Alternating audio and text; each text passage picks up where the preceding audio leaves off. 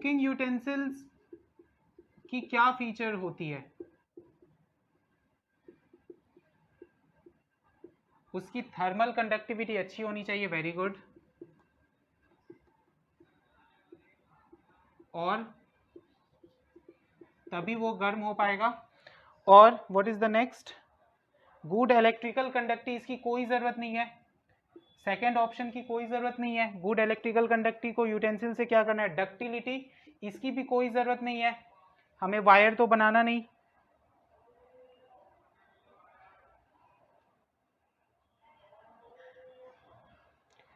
High melting point is very very important, high melting point. तो what should be the answer? The answer should be, answer क्या होना चाहिए? Thermal conductivity is very very important for cooking utensils, high melting point is important. So what should be the answer? Which option? D, very good. So D is the answer. Let us take up the second question first. The most abundant metal in the earth crust is? The most abundant metal in the earth crust is? What do you think? What is the most abundant metal?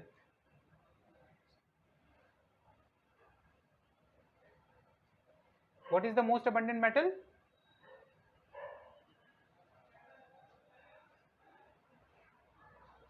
Yes, very good.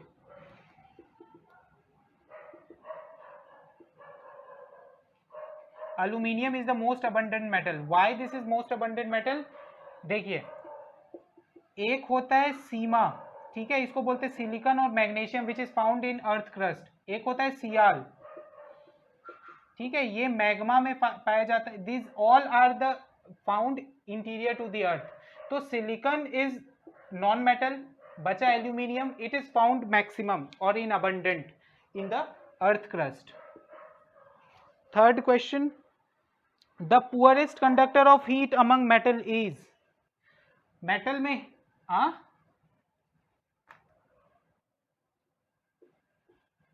lead is the poorest conductor of heat among non-metal or among metal. Among metal, lead is the poorest conductor. Good. Next, which property of metal is used for making bells and strings of musical instrument like sitar and violin? Which property is used? Sonorousness.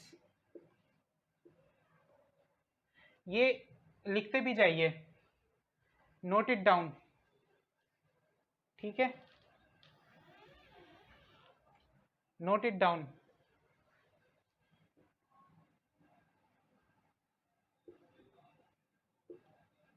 Sonorousness. You have the question, so note down the answer also. Question number 5 is Al2O3 plus 2NaOH gives what? I am writing at the top.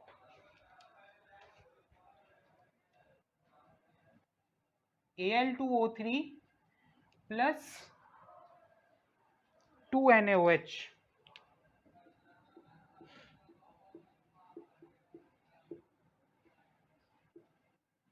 This will give what? Plus water. मैंने आपको बताया हुआ है एम्पोथेरिक oxide के बारे में। What are the amphoteric oxide? Al2O3 and ZNO. Amphoteric oxide किसको बोलते हैं? जो वाटर के साथ रिएक्ट करके एसिड की तरह भी नेचर शो करता है, और सॉरी नॉट विथ वाटर, जो एसिड के साथ भी रिएक्ट कर सकता है और बेस के साथ भी रिएक्ट कर सकता है, और बनाता क्या है? Salt plus water. इसका क्या मतलब हुआ कि Al2O3 और ZNO ये दोनों जो हैं, ये दोनों एसिडिक नेचर भी शो करते हैं और बेसिक नेचर भी शो करते हैं when they combine with the acid और बेस, ठीक है।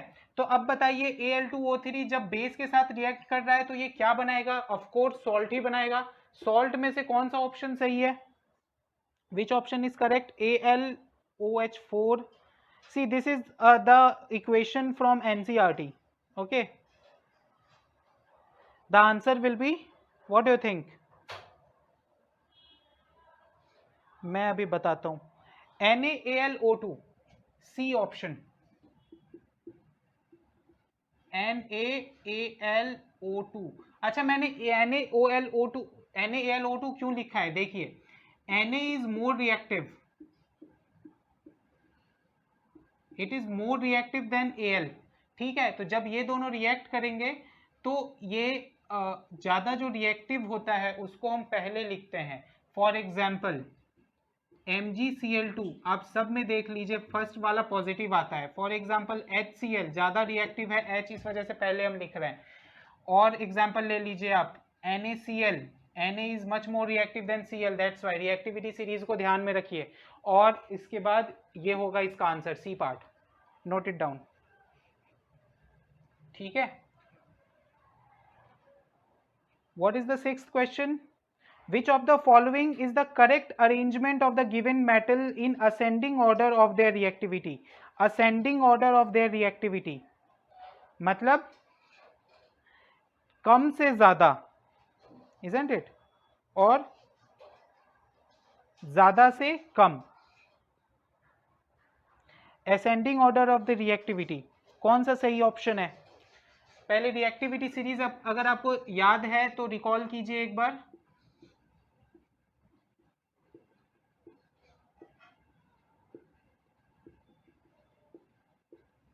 उसके बाद आता था H, उसके बाद आता था Cu. देखिए क्वेश्चन आ गया ना रिएक्टिविटी सीरीज का, तो reactivity series is very very important. अब बताइए, ऑप्शन करेक्ट चूज करके बताइए कि what is the correct option. This you have noted down already, reactivity series. What is the correct option?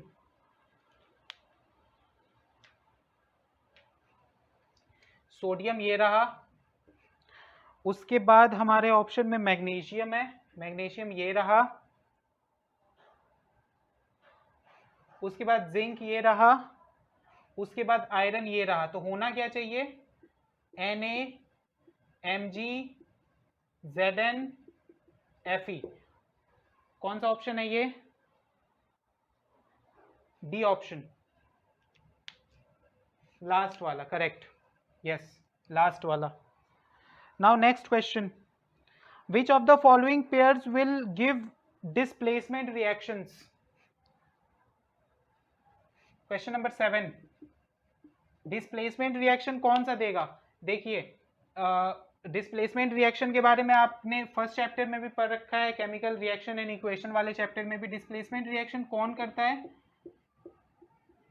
Displacement reaction वही कर सकता है जो एक एटम जो है या एलिमेंट जो है दूसरे एलिमेंट को यहां से हटा दे और खुद आ जाए.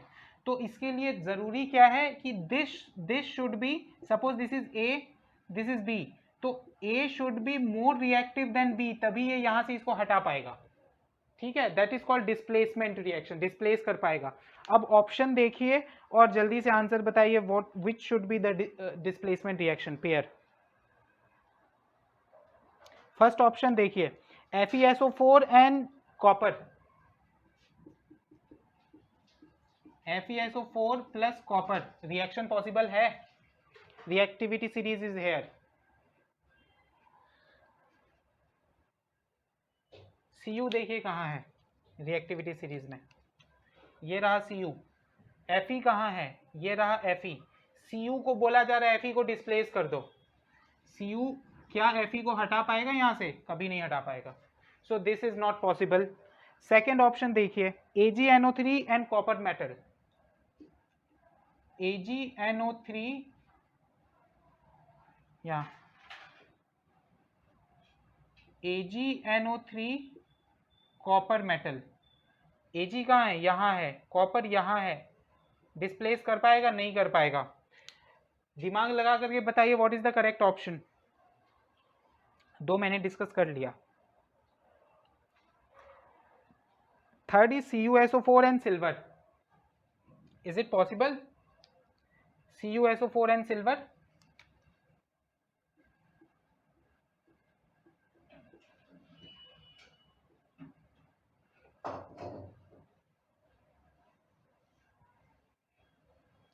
CuSO4 and silver.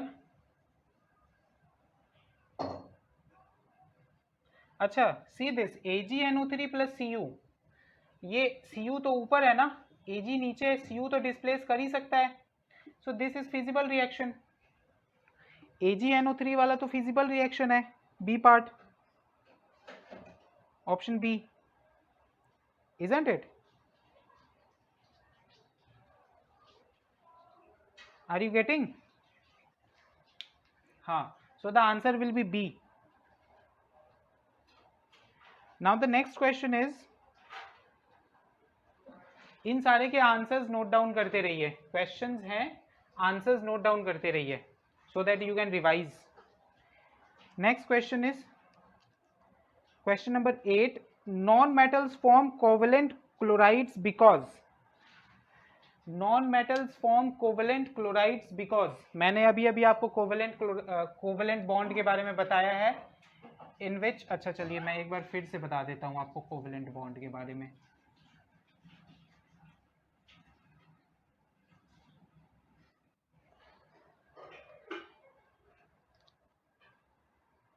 They can give electrons to chlorine, they can share electrons with chlorine, they can give electrons to chlorine atoms to form chloride ions.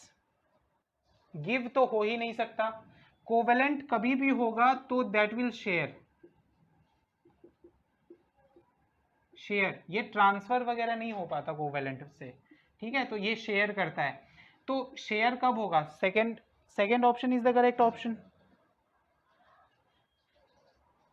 Okay, they can share electrons with chlorine. Ionic में होता है कि वो transfer कर देता है, अभी हमने आयनिक कंपाउंड का भी पढ़ा है. Next question is which of the following oxides of iron would be obtained on prolonged reaction of iron with steam. Prolonged reaction, note this word, prolonged reaction. Normal reaction हम नहीं करवा रहे, prolonged reaction करवा रहे हैं. तो iron के साथ जब हम प्रोलॉन्ग्ड रिएक्शन करवाते हैं Fe प्लस O2, तो ये क्या बनाता है? स्टार्टिंग में तो ये Fe2O3 बना देता है, ठीक है, बट अगर हम ऑक्सीजन और देते हैं इसको तो ये बनाता है Fe3O4, ठीक है.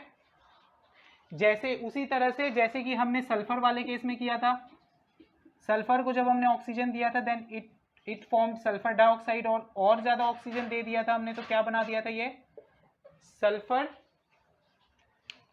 ट्राइऑक्साइड, ठीक है. So in the same way it will form Fe3O4.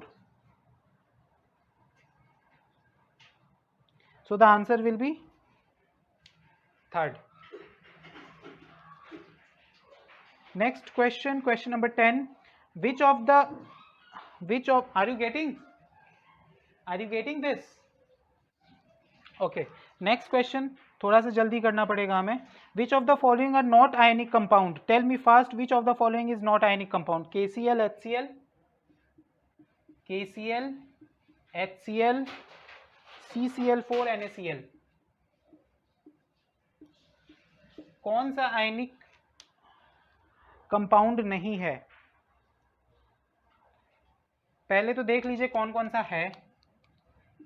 Ionic compound simple पता चल रहा है कि ये मेटल है, ये नॉन मेटल है, आयनिक कंपाउंड ऐसे ही हो गया. ये मेटल है, ये नॉन मेटल है, आयनिक कंपाउंड हो गया. ये दोनों नॉन मेटल है, ये दोनों नॉन मेटल है, carbon chlorine, hydrogen and chlorine, ये दोनों नॉन मेटल है, तो ये भी कोवेलेंट बनाएगा, ये भी कोवेलेंट बनाएगा. So second and third,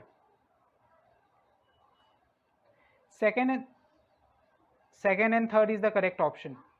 Now see question number 11. थोड़ा फास्ट करते हैं, we are getting late. The electronic configuration of three elements X, Y and Z are as follows. देखिए, X is 2 4,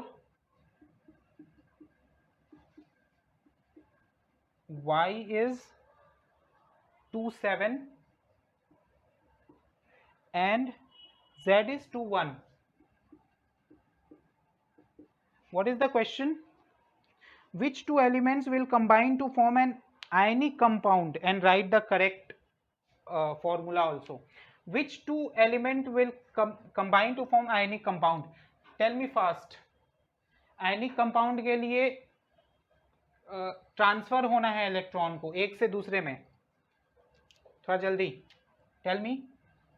देखिए सिंपल सी बात है, यहाँ पे 7 है, अगर ये इसको दे दे 7, या ये तो 7 नहीं दे सकता, यहाँ पर 1 है, ये 1 इसको दे दे तो ये हो जाएगा 2 8, ये बच जाएगा 2, both are in stable state, that's why the compound will be formed YZ। नहीं YZ नहीं, Z।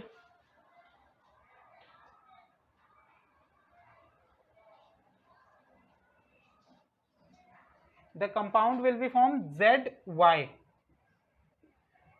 It is not in the option, I think. It is not in the option. ZY क्यों फॉर्म होगा? देखिए क्योंकि इसके पास extra है ना, ये जब देता है, फॉर एग्जाम्पल हमने सोडियम का देखा था 281 और क्लोरीन का देखा था 287, तो जो देता है इलेक्ट्रॉन दैट इज इलेक्ट्रोपॉजिटिव और उसको हम पहले लिखते हैं, तो ये इलेक्ट्रॉन दे रहा है ना, तो इसको हम पहले लिखेंगे ZY। So this is the correct option, there is no option in this, so you have to note it down. इसको नोट डाउन कर लीजिए, no option is given. If done, then can we proceed?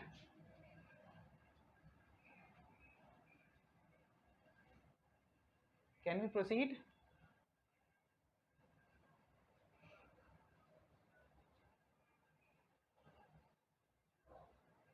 Okay, this much done.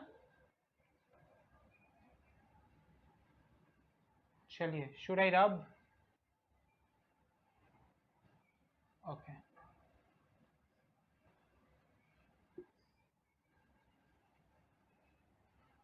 What is the next question that we have to discuss?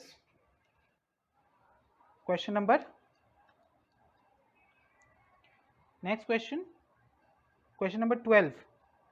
The highly reactive metal like sodium, potassium, magnesium, etc. are extracted by. ये question नहीं करेंगे हम. This question we will not do because the extraction आपका हट गया है syllabus से, ठीक है? So we won't do this. Question number 13. Which of the following non-metal is lustrous? Tell me. This is an exception. Exceptional case. कौन सा non-metal lustrous होता है? सारे non-metals are non-lustrous, but there is one non-metal which is lustrous. That non-metal is, yes, iodine is. अच्छा, मैं थोड़ा थोड़ा exceptions आपको बता देता हूँ. देखिए, कंडक्टिविटी का तो आपको पता चल ही गया.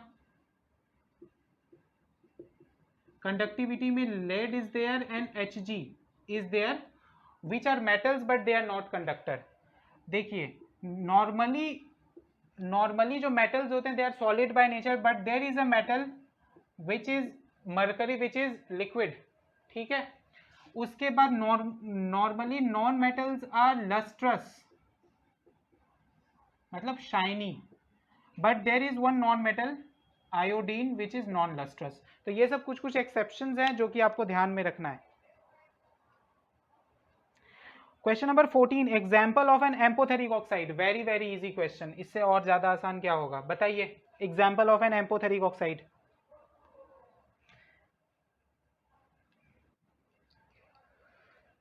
Example of an amphoteric oxide.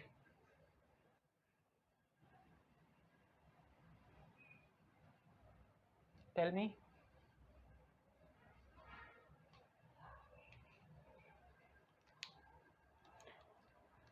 Tell me what is the example of the amphoteric oxide?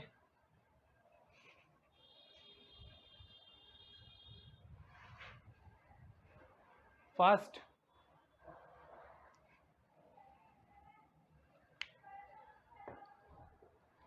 Oh, अच्छा. Al2O3.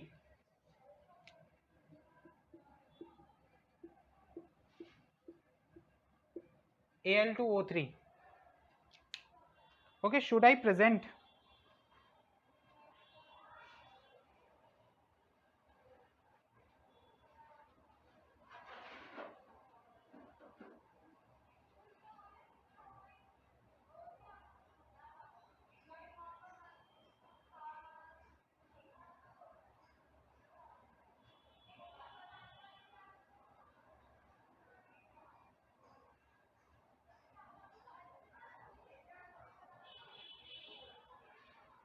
Which question we are discussing?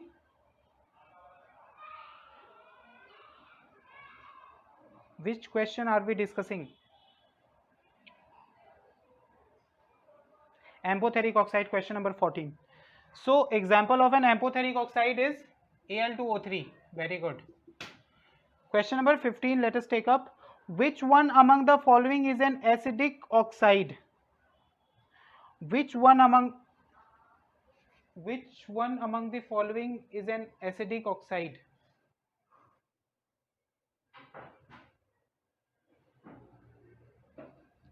Which one among the following is an acidic oxide?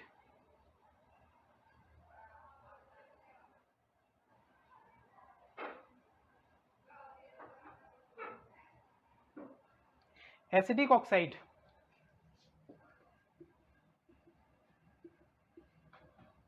Acidic oxide किसका होता था? Non metallic oxides are acidic oxide. तो देखिए non metallic oxide कौन सा है इसमें?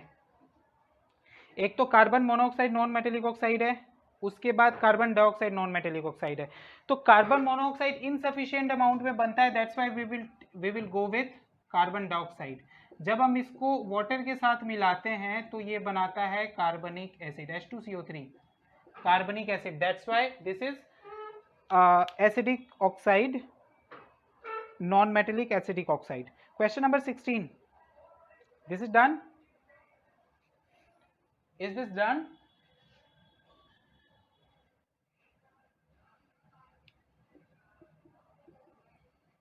Question number 16.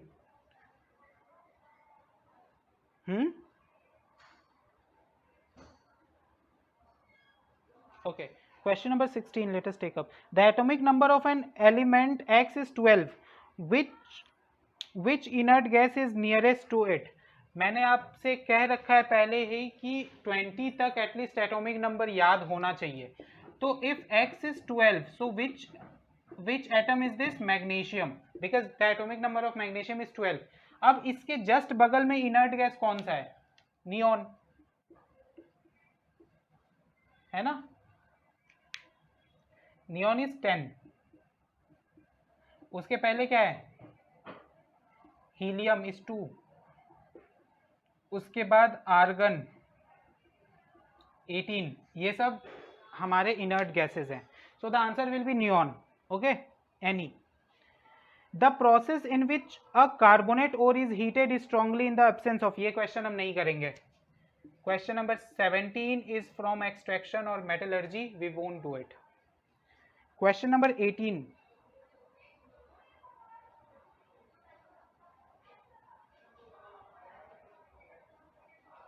Oxides of moderately reactive metals like zinc, iron, nickel, tin, copper, etc. are reduced by using. They are reduced by using.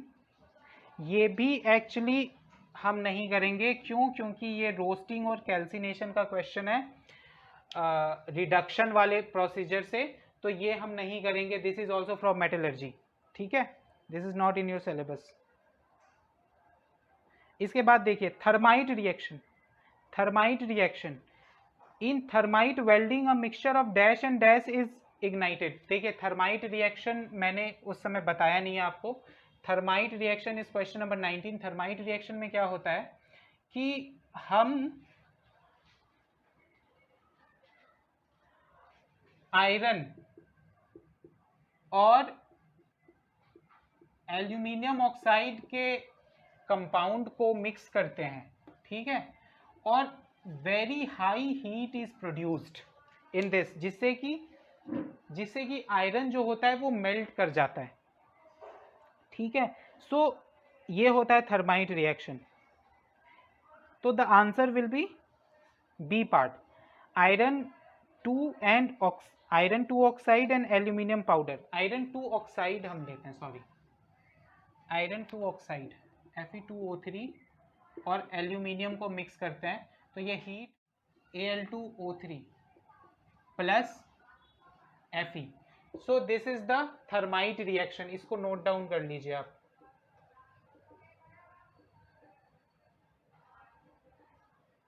बहुत ज़्यादा heat निकलती है जिससे कि आयरन जो है वो पिघल जाता है। ये हम कहाँ पर करते हैं पता है? जब पटरियों को हम वेल्डिंग करते हैं ना, दो पटरी को मिलाते हैं तो उसको वेल्ड करना पड़ता है जगह पर ही, तो हम रिएक्ट करवाते हैं वहीं पर और फिर वो ना मेल्ट हो जाता है काफ़ी ज़्यादा, हम उसको ज्वाइंट कर देते हैं। So this is the welding और thermite reaction. Now question number 20, galvanization is mentioned method of protecting iron from. अच्छा, गैल्वेनाइजेशन हमें करना नहीं है, लेकिन शायद ये आपका किसी और जगह पे भी आएगा। तो गैल्वेनाइजेशन हम जिंक से करते हैं, ठीक है, ये आपको पहले भी आपने पढ़ रखा हुआ होगा, मैं बता देता हूँ। This we don't have to do, but although galvanization हम जिंक से करते हैं। तो फ्रेंड्स, ये था हमारा एमसीक्यू का सेशन और आई होप कि आप लोगों को समझ भी आया होगा, अच्छा भी लगा होगा। तो प्लीज़ चैनल को सब्सक्राइब कीजिए, अपने फ्रेंड्स के साथ शेयर कीजिए, और मैं और भी ज़्यादा से ज़्यादा पूरे एनसीईआरटी को और आपके बोर्ड के पहले मैं पूरा का पूरा सिलेबस भी कंप्लीट करने की कोशिश करूँगा। तो प्लीज़ सपोर्ट एंड सब्सक्राइब। अगर आपको अच्छा लगा है तो, या कुछ सजेशन करना है तो आप प्लीज़ सजेस्ट भी कर सकते हैं। So guys, see you in the next class. तब तक के लिए टेक केयर एंड बाय।